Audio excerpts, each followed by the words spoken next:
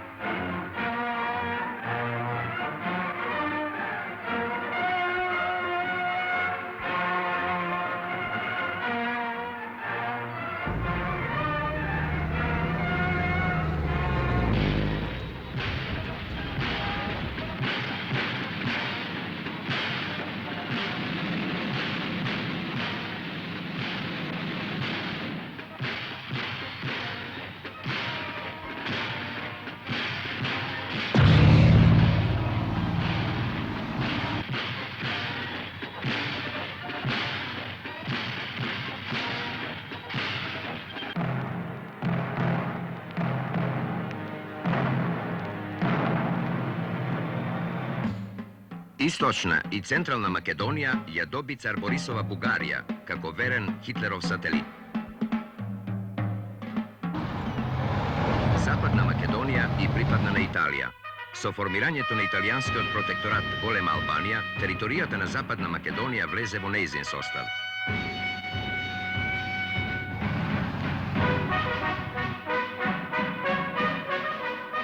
Веќе на 18 април 1941 година започна реализацијата на Виенската спогодба. Бугарската фашистичка пета армија, начело со генералот Никола Михов, почна да го окупира дотерениот дел од Македонија, со што им ги олесни на германските дивизии операциите во Грција, а подоцна и дејствувањето против Советскиот сојуз.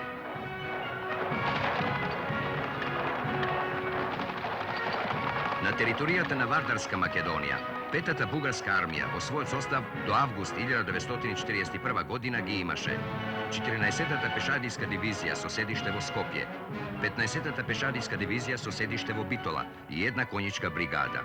Штабот на армијата се наоѓаше во Скопје. Бугарската влада во Македонија создава силен пропаганден апарат со задача окупирањето на туѓите територии да го прикаже како ослободителна мисија на Бугарија. Донесен ли е едностран акт за промена на националноста и асимилација на населението на окупираното подрачје. Како македонец не можеше никој да се декларира. Со тој акт припадноста на македонската нација е ставена под удар на законот за заштита на државата. Со намера да го изолираат македонскиот народ од народно-слободителната борба на народите на Југославија, окупаторските власти својата активност ја насочија во ширењето омраза спрема југословенските народи, особено спрема српскиот народ.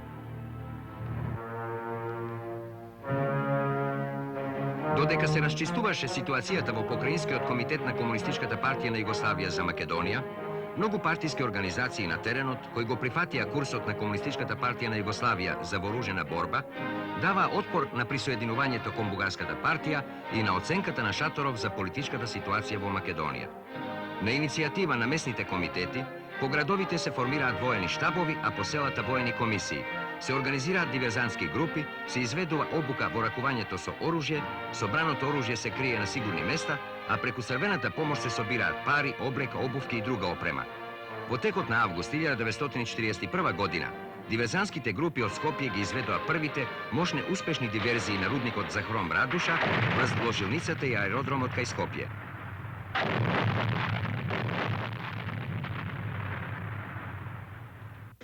Група илегалци од Прилеп излезе на планината Бабуна за да испита можноста за минирање на Богомилскиот тунел, кога е и убиен првиот окупаторски војник.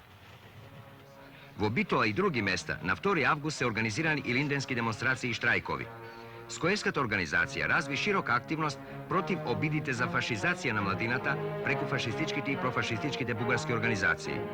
Многобројните штрajkovi во гимназиите во Скопје, Куманово, Прилеп, Велес, Битола и други места против забранувањето на употребата на македонскиот јазик, носењето школски униформи, воведените училишни такси и слични давачки, само се дел на отпорот на Скоевската организација.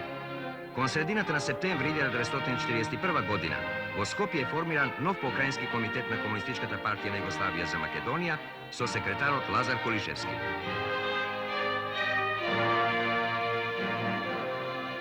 Неколку дена подоцна е формиран и покрајински штаб за Македонија. Веднаш по формирањето, покрајинскиот комитет презеде организациони и политички мерки за зацврстување на партиската организација и за оспособување на партиските кадри за раководење со вооружената борба. Покрајинскиот комитет во септември ги повика комунистите да организираат партизански одреди и да го надоместат изгубеното време. Партиските организации на теренот едногласно го прифатија ставот за вооружена борба. Кон крајот на август на Скопска Црна Гора е формиран Скопскиот партизански одред.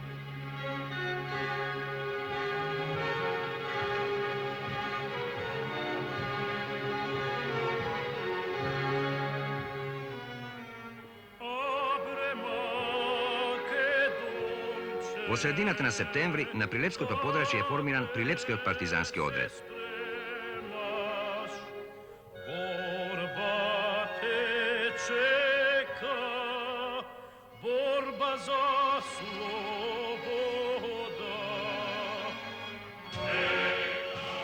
На Кумановското подрачје на 12 октомври е формиран Кумановскиот одред. Се подготвува формирање и на други одреди.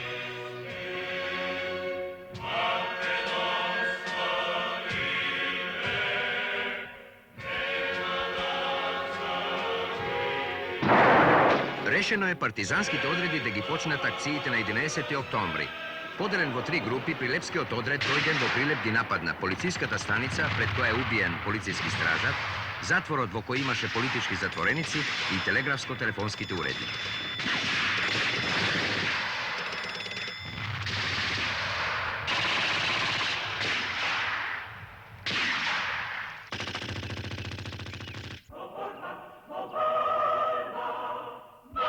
Со тоа започна вооруженото востание на македонскиот народ. Конечно победи борбената линија на Централниот комитет на Комунистичката партија на Југославија. Бугарскиот окупатор, во духот на улогата и задачите добиени од Хитлер, веднаш тргна во акција да го задуши народно-слободителното движење уште во коренот. Бугарските воени и полициски власти издадоа детални упатства за употребувањето на војската и полицијата против партизаните. Законот за заштита на државата беше модифициран, така што санкциите беа проширени, а во Законот за воена состојба беа предвидени смртни казни и за помала вина. Ригорозноста на постапките на окупаторите се гледа од упатството на командантот на Петата армија генерал Бојдев од 6 октомври 1941 година, во која меѓу другото се наведува дека Женевската конвенција не важи во борбата против партизаните, налагајќи им на бугарските единици бруталност во борбата против партизанските единици.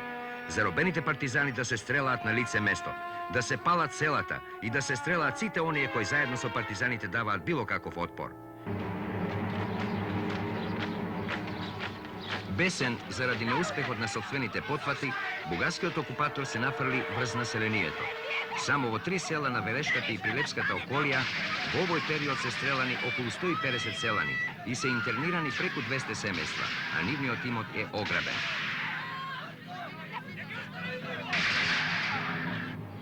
Есента 1942 година започна вистинската хајка против партизанските одреди, кои во текот на есента и зимата во неравноправна борба претрпеа сериозни загуби, а некои од нив беа и разбиени.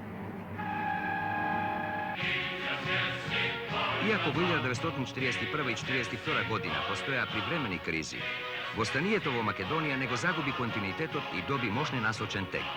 Курсот на вооружената борба го забрза процесот на политичката и националната диференцијација. Македонскиот народ наполно ја свати судбинската побрзаност на својата борба со борбата на другите народи и народности на Југославија и виде јасна перспектива за остварување на својата слобода и национална рамноправност.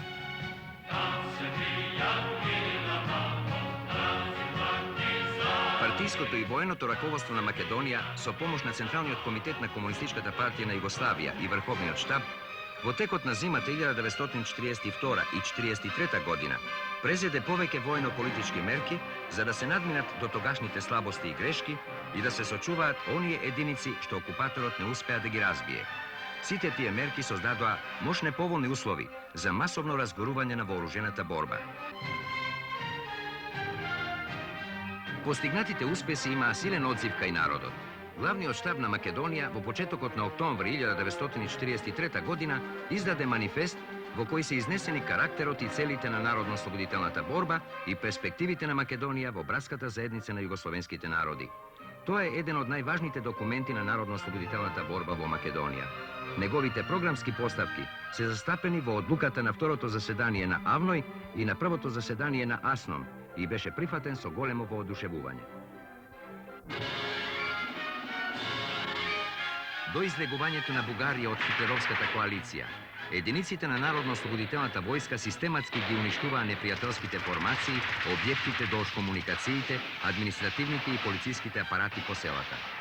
Во врска со договорот меѓу маршал Тито и генерал Вилсон, во првата декада на септември е изведена заедничка операција Ретвик, недела на стаорците, со сојузничката авиација, со цел да се разурнат главните сообраќајници на целата територија на Југославија. На оваа задача во Македонија беа ангажирани сите расположливи сили, кои ги напаѓа објектите по должината на комуникациите. Меѓу другото, урнат е Богомилскиот тунел и железничката линија во должина од 2 до 3 километри, со што железничката линија Прилеп-Велес беше онеспособена за сообраќај до крајот на војната. Советскиот сојуз на 5 септември 1944 година и објави војна на Бугарија, а на 9 септември Бугарија капитулира. Командата на Петата армија ја одби наредбата на Отечествено-фронтовската влада за заедничка борба со единиците на Народно-ослободителната војска на Југославија против германските единици и во договор со германскиот командант за Македонија генералот Шоерлен, без отпор им ги предаде на германците гарнизоните и оружјето. Откако одбија да соработуваат во заедничката борба, некои бугарски единици беа разоружени од нашите единици. Така се распадна Петата армија, која речиси 4 години верно му служеше на својот господар Хитлер. Во тој период се ослободени градовите Крушево, Прилеп, Дебар, Кратово, Струмица, Берово, Пехчево, од кои некои конечно. Во текот на повлекувањето на бугарските окупаторски трупи од Македонија, германската врховна команда и командата за Југоисток презедоа итни мерки да ја стават Македонија под своја контрола и да ја обезбедат главната комуникациона магистрала Солун-Скопје-Белград. Бугарските единици беа заменети со германски. За командант на Македонија е поставен генералот Шоерлен. Развојот на ситуацијата на сојузничките фронтови во Европа, особено на Балканот, ги стави германските сили во мощна тешка положба, посебно групата армии Е во Грција и Албанија, на која и се закануваше опасност да биде отцепена. Поради тоа, германската врховна команда беше присилена да им одобри повлекување на тие сили од Грција на север. Групата армии Е броеше околу 350 до 400.000 луѓе. Откако единиците на Народно-ослободителната војска на Југославија ја пресекоа долината на Јужна и на Велика Морава кај Лесковац и Ниш, овие германски трупи беа присилени преку Македонија и Косово да се повлечат по долината на Ибар кон Босна, по главната магистрала Солун-Гевгелија-Велес-Скопје и по помошните правци Солун-Дојран-Струмица-Штип-Скопје и Лерин-Битола-Прилеп-Велес-Скопје. Заради обезбедување на југословенско-бугарската граница на македонското боиште, германската команда ја упати 11-та и 12-та пешадиска дивизија со задача да го обезбедат бокот на главните сили што се повлекуваа по долината на Вардар. Овие две дивизии ја зазедоа границата од Дојранското езеро до Крива Паланка и некои поважни пунктови во районот Врање и северно од него. За обезбедување на комуникациите и територијата во Западна Македонија, германската команда покрај своите сили ангажира и моćни балистички сили, на кои им ја ветуваше Велика Албанија со Скопје и Куманово.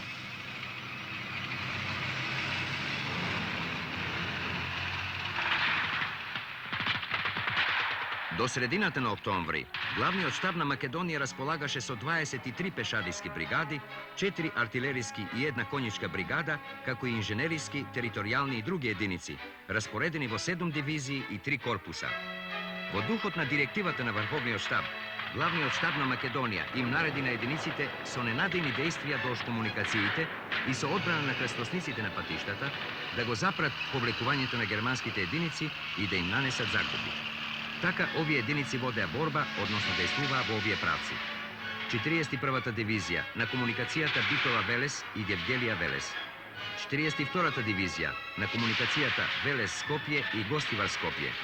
48-та дивизија Охрид